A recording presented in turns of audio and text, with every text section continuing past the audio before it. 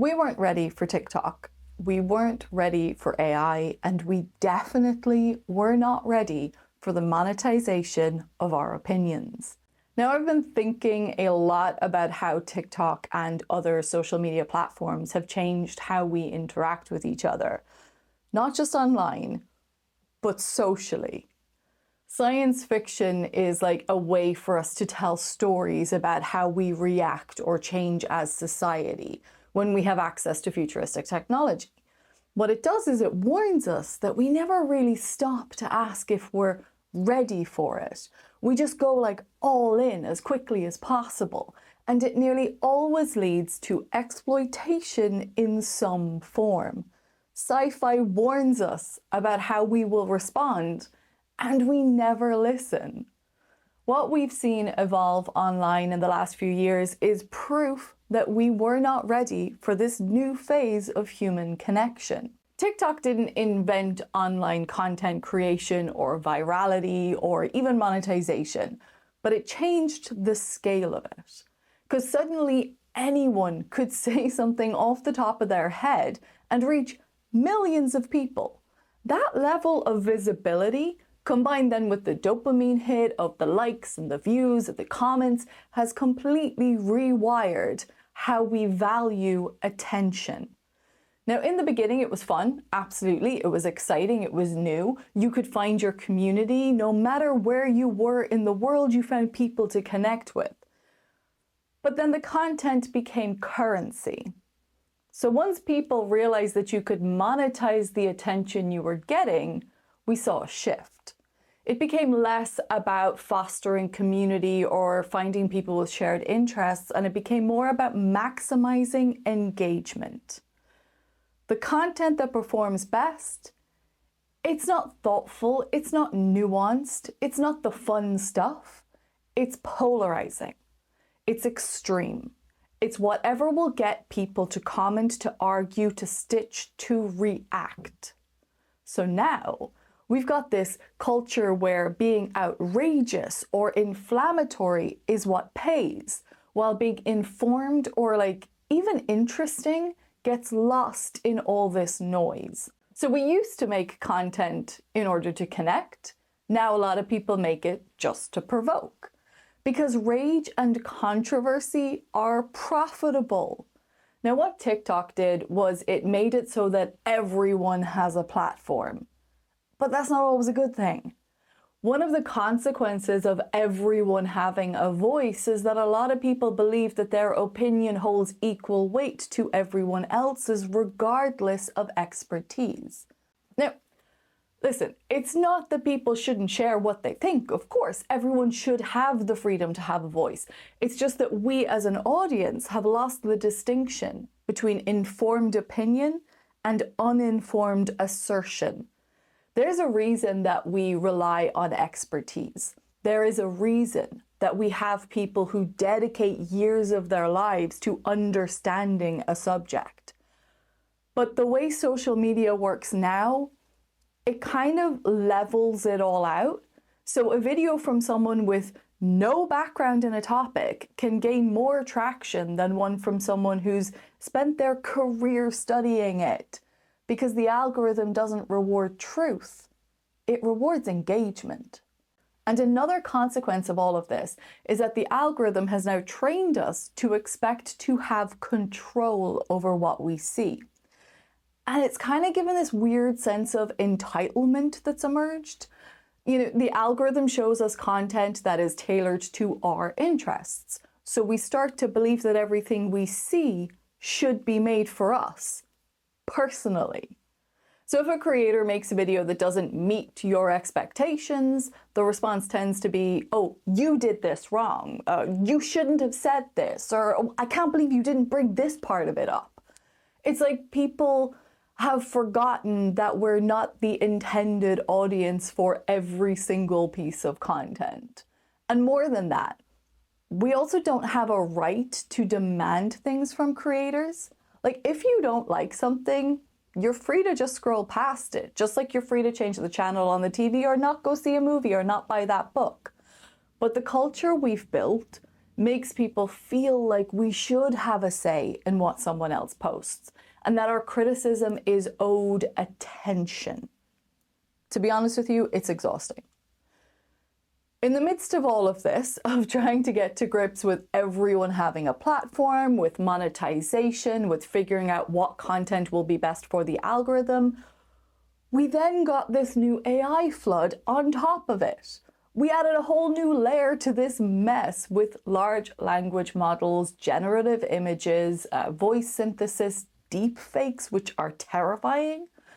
Now, I'm super hesitant to keep calling it AI because the term is entirely misleading. There's no intelligence involved in this.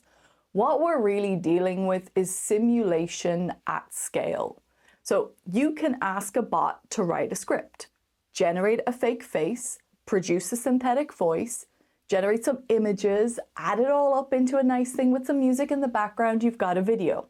No human insight, no lived experience, no expertise, just pure content. And it gets posted alongside real creators who are like real people, real thinkers, real educators. The lines then start to blur. If we were already struggling to tell opinion from fact, what happens now when we can't even trust what we see or we hear? We've seen all the videos online.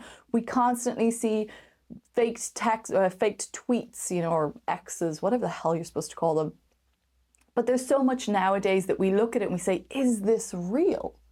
Now, some people might say that this was an inevitable step, that the signs have been there for years. But we just weren't ready. Like, none of this technology in itself is inherently bad. We've built systems around them, though, that reward the worst of our human traits. Attention-seeking, outrage, consumerism, quantity over quality. The problem isn't just that there's people online who are lying or that there's misinformation spreading. It's that we're all incentivized to produce content that gets clicks, not to produce what interests us or what's real, what's honest, just what will get the most clicks. We start thinking like, are graphics up to scratch? Do you have a good hook? How's your lighting? Is your microphone okay? Are you pretty enough? Are you loud enough? Are you controversial enough to get attention, to keep them? Use some filters, use some sounds, follow a trend, do whatever you have to do, say whatever you have to say to get the views, to get people to stay. Now, some people argue that the online world isn't a representation of the real world outside, that we're all living in this online bubble and it's not reality. To some extent, that's true, sure, but the online world has become a safe space for people to say and do what they want with very little repercussions. It's emboldening people and it is changing how people behave offline.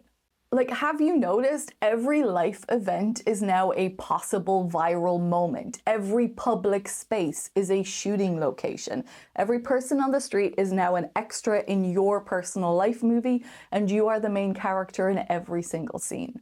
And a very dangerous side of the online world is that you can now cultivate the comment section. You can have selective engagement. So people can limit replies, you can turn off comments, you can delete anything that challenges you. Now, to be clear here, I understand wanting to avoid harassment. It's not about that. I get that deeply. I've done it too. The moments like where the feedback isn't constructive, if it's just cruel, it's completely irrelevant. Like, nobody needs to see that. I do it for my sanity. I do it for other people viewing it sanity. But there's a difference between protecting your mental health and manufacturing an illusion of universal agreement. We're creating spaces that look like there's consensus, where every comment is like, oh my God, absolutely, I totally agree with you. Oh my God, you're so right. Yeah, this is amazing. But only because everything else got deleted or it didn't make it through. That becomes dangerous.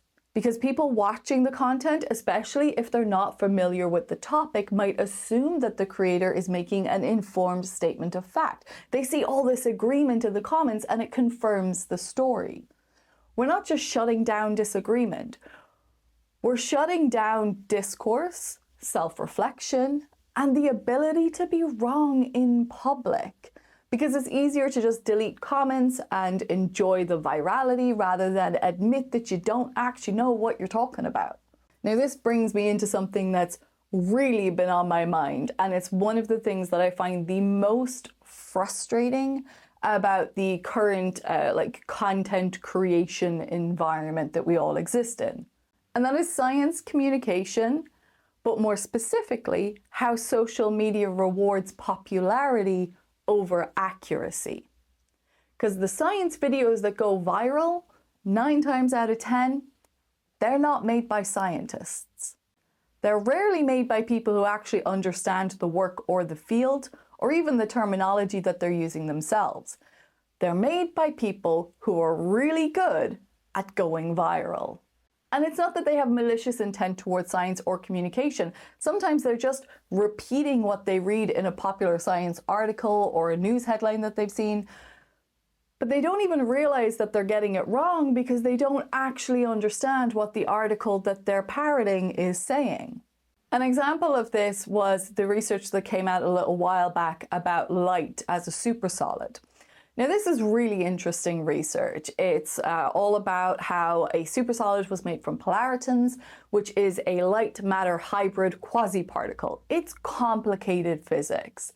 What it's not is light becoming a solid or light freezing. But someone made a viral infographic that said, "Scientists have frozen light." And it was some sort of AI-generated image, or maybe it was something from a movie, I'm not sure. But the image alone spread like wildfire. And then there was this creator that I saw that had started out, he only had about 2,000 followers, but he made a video where he used the image, repeated the claim, "Scientists have frozen light," gave a really surface level explanation, mostly just copying the information that was written about in the New Scientist article, clearly without really understanding what the article was saying. Added some mood lighting, some music, some pretty graphics. 10.5 million views. 10.5 million views. 980,000 likes. A video that is entirely misleading about real research. This does not matter to the internet. To the people who watch that video, they don't care that what they saw isn't factually correct. They don't understand that what they saw isn't factually correct. They just saw the production quality of the video and went, absolutely, like, accurate, love it. Now, I remember watching this video and I was just thinking, I can't make something like that. Not that I physically can't make it, it's that I won't. Because if I make a video where I say scientists just froze light, I know that that's wrong. And I can't just let that slide. I know what the real thing is, and I want people to understand the real thing, not the headline-friendly version. But that's the problem. Those videos work, and increasingly they use AI-generated graphics, synthetic voices, AI-written scripts, all just churned out to make content that looks professional, sounds scientific, and feels true.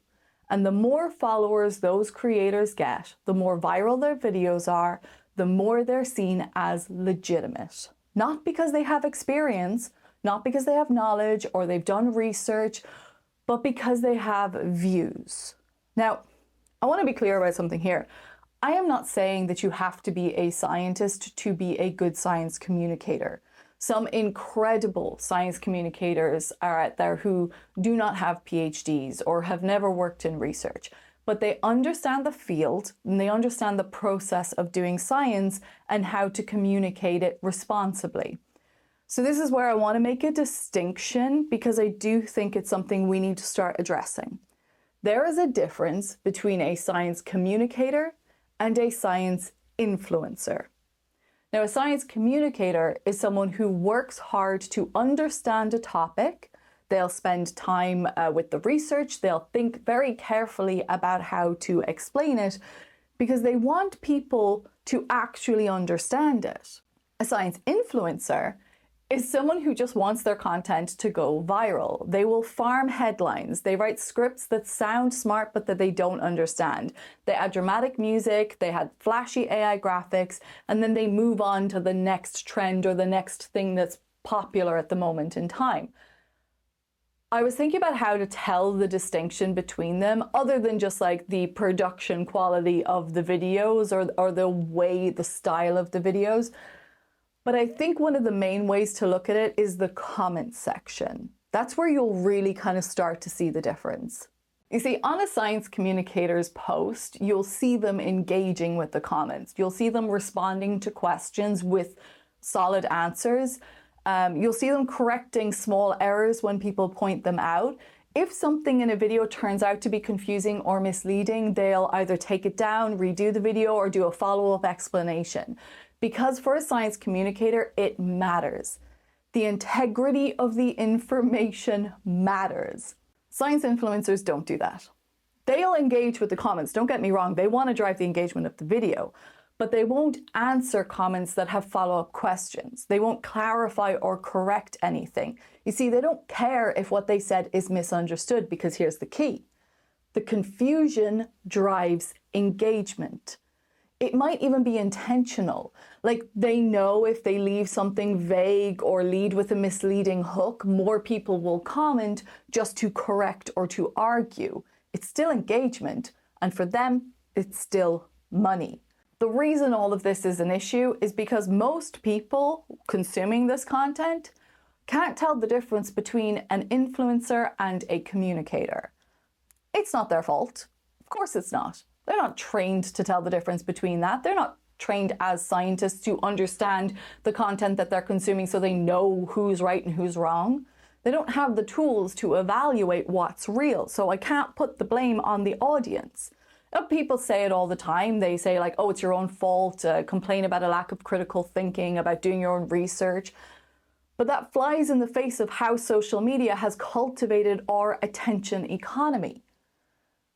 They see the science influencer, the one with a large following, with millions of views, with fancy visuals, and they assume that this must be what good science communication looks like. And then those of us doing actual science communication, we get branded as boring or as stuffy or not knowing how to simplify things. In reality, it's just that real science isn't as flashy, it's not as immediate, and it's not as compelling as someone telling you we've frozen light, or like we found an interstellar tunnel to another galaxy. The whole thing is very infuriating, because the real work, which is like the accurate work, the careful, honest people out there, it's all being drowned out by content that is solely designed for clicks. The problem is that popularity doesn't equal expertise. Now, I love science, obviously. I love science communication. I believe in it, and I wouldn't be doing what I do if I didn't think that it mattered, or if I didn't want to help people understand the difference between like fiction and reality. But if we let popularity dictate what we think is true, if we confuse virality with credibility, then we're not really learning anymore. We're just consuming. And we're only taking in whatever gets the most clicks. That's a dangerous way to think about the world in general, and this does extend beyond science, of course. It goes for any field that is being farmed for content. Another major one right now that we keep seeing is journalism. The biggest news accounts online, they're not journalists. They're just people that read the articles that actual journalists write and then summarize them for a video. They found a way to use other people's work for their own gain. Because real experience and real knowledge about a topic or understanding doesn't come from whoever's the loudest. It's not about flashy visuals or dramatic voiceovers or a hook for storytelling. It's about asking hard questions, about checking your assumptions, thinking about how you can make this understandable, and being willing to be wrong. We deserve better than just viral sound bites. We deserve accuracy. We deserve integrity. We deserve like a depth of knowledge.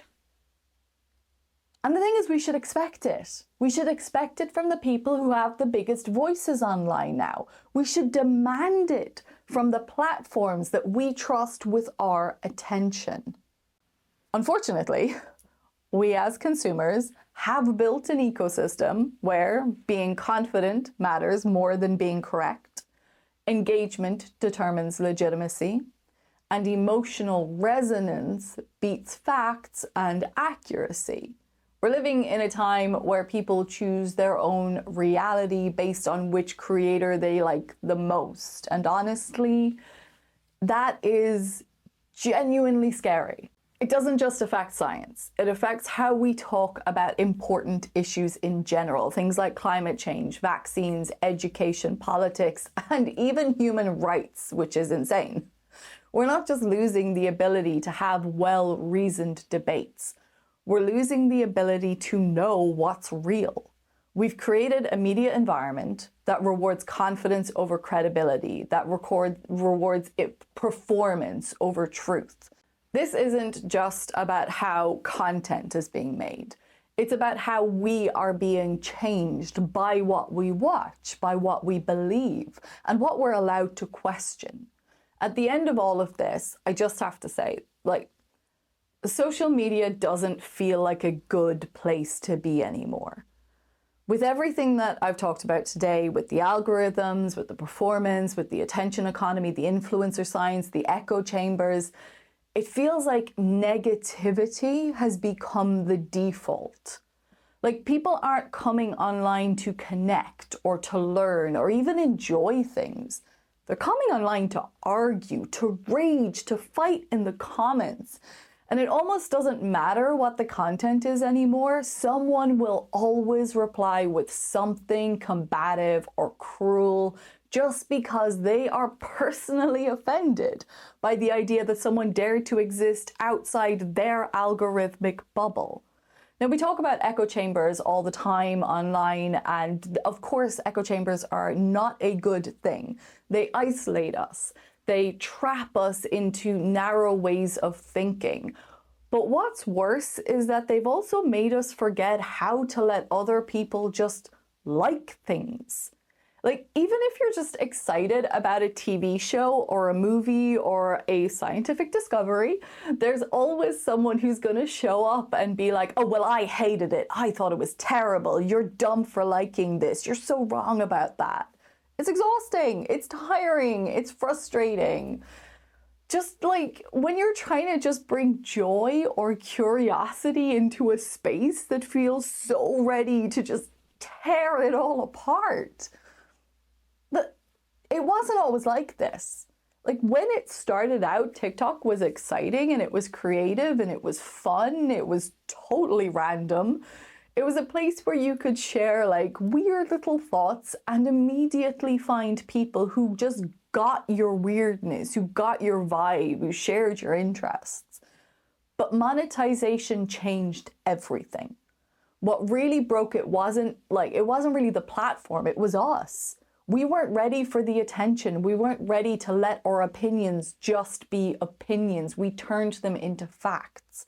And now we can't even watch a movie or a TV show without being told how bad it is by someone else. We can't get excited about something without someone making a 10-minute video on why it's actually terrible and everyone who likes it is dumb or being paid to say they like it. You can't share something you love without someone telling you you're wrong for loving it. And look, Reddit kind of did actually set that precedent a long time ago. Like, there's always been a corner for internet, or a corner of the internet for like complaint or for criticism, for nitpicking at things. But it feels like we've made it the main thing. It feels like we've made it the default tone of the internet in general. Everything is bad, everything is wrong, nothing is safe. I don't have a solution for this, by the way. I just know that I want to keep doing what I'm doing, and I will. I want to keep making videos that are grounded in curiosity, in joy and excitement and learning, and in just things that I like. And I will have these conversations, though, when I feel like they need to be had, because they do matter to me as well. But I do want my space to be one that like encourages wonder and connection and enthusiasm about stuff. I want to share what I love, what I find interesting, and how I think about things. Not because I think it's the right way, but because I think that there are probably other people who will like what I like and who will find it interesting and who might find the way that I explain something makes it click for them. That doesn't mean it'll work for everyone though. But I do hope that we can get back to that place someday where we just let people enjoy what they like, where being excited about something isn't a target for ridicule. But in the meantime, I guess like all we can really do is check in on each other, like hold each other to better standards, try to make our own little corners of the internet a little bit more human. I truly feel that we weren't ready for what TikTok unlocked. We weren't ready for how fast generative media was going to evolve. And we definitely weren't ready for what it would mean to live in a world where truth itself is harder and harder to define. Like I said, science fiction always asks us, what will we do when the future arrives? And I think we've just found out. And the truth is, we're not handling it very well. Thank you for coming to my Pop Talks. I kind of like that name. Maybe that's what I should call it. I don't know. You tell me. Let me know what you think. Let me know how you feel about the world that we live in, this content creation world. Let me know how you feel about feeling like every video is staged because people are constantly trying to get attention because they know that monetization is available. And so now it just feels like people are constantly taking advantage of everything in the world around them in order to farm it, to get our attention, in order to be able to actually get that dopamine hit that they want, as well as the reward in, the money form, because we're all being incentivized by the algorithms to behave like this. I'm trying really hard not to. I'm trying really hard not to feed into, and I do sometimes get in my own head about it. I sometimes get very, like, oh my God, should I make more videos like this? Should I do more like that? Should I make them shorter? Should I be snappier? Should I have more graphics? Should I have this?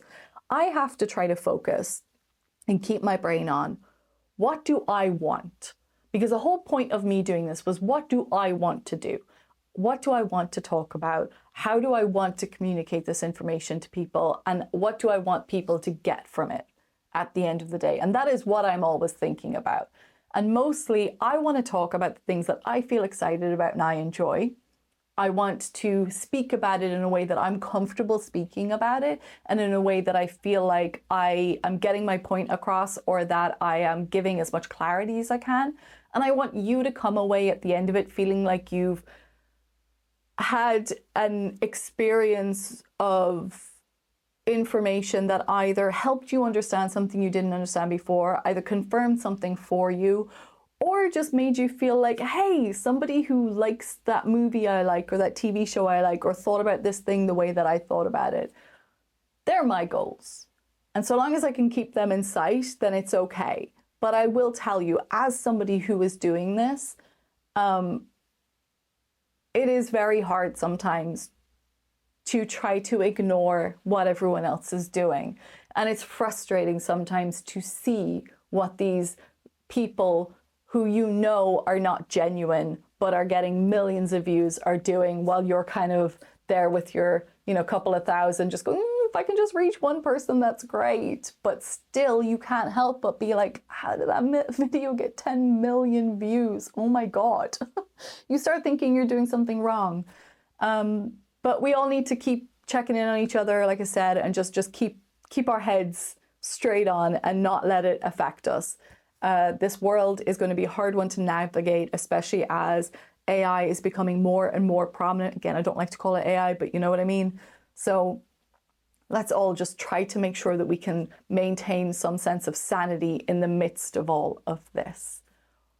Thank you for watching this video if you stuck all the way to the end. And I appreciate those of you who engage with me and who feel like what I'm saying resonates with you, and who, is subscribing to my stuff and doing all that kind of stuff. Like I do. I appreciate you for being here. Thank you. And I hope that you are getting something out of this and that you don't feel like I'm taking advantage of your attention. Have a lovely week. Stay nerdy, always.